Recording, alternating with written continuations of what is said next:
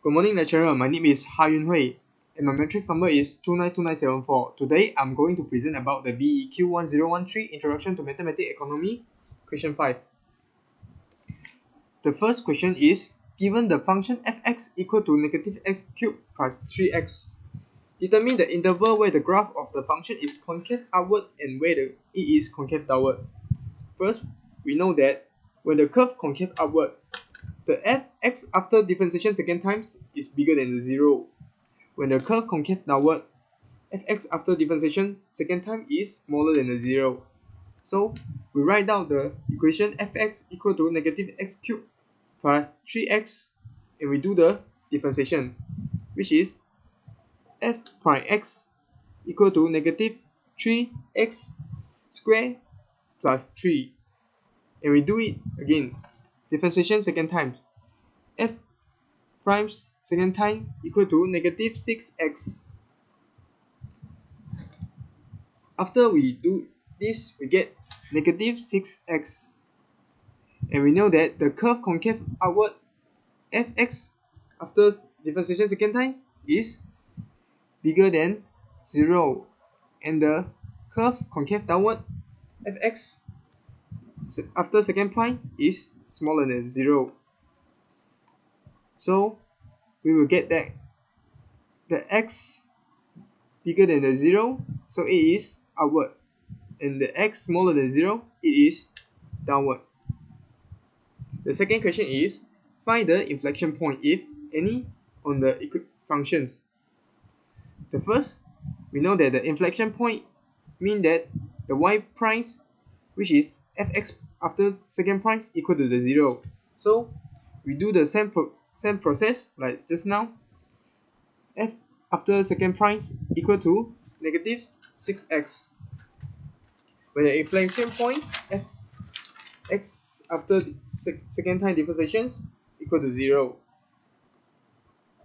So negative 6x equal to 0, we remove the negative 6 to the other side, which is 0 divide negative 6, which is x. So x equal to 0. This is the inflection point.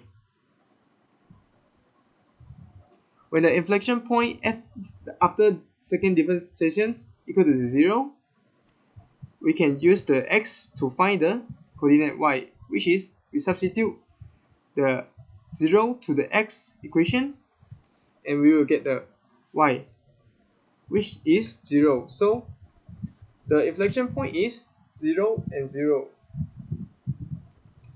B. A firm short-run production function is given by the Q equal to 6L cubes.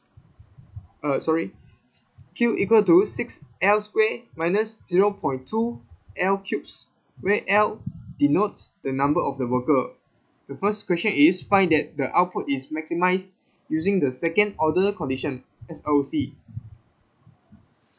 So first, we write down the equation Q equal to 6L squared minus 0.2 L cubes, and we do the first time differentiation. We're using the square to minus 6 and equal to 12L and 2 minus 1.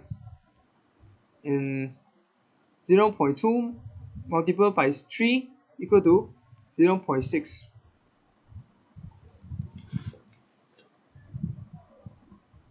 L minus 0.6 L cubes equal to 0.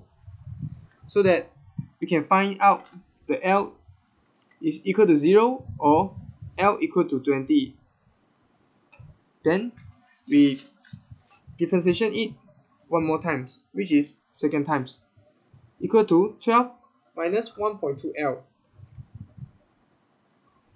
The equation Q after second time differentiation equal to 12 minus 1.2 L, and then we substitute both 0 and 12 to the equations. We substitute the 0, we get 12, and we substitute 20, we get negative 12, which means negative 20 is the answer because it is smaller than the 0, which means maximums. And the last question is, calculate the level of maximum output. like just now, we write down the equation Q equal to 6L square minus 0.2L cubes.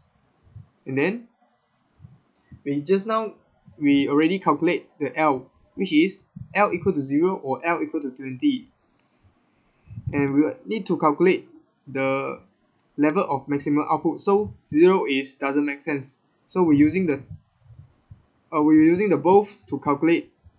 We substitute the 0 and L to the equation, which is 6 multiple with 0 square minus 0.2 multiple with 20 cubes.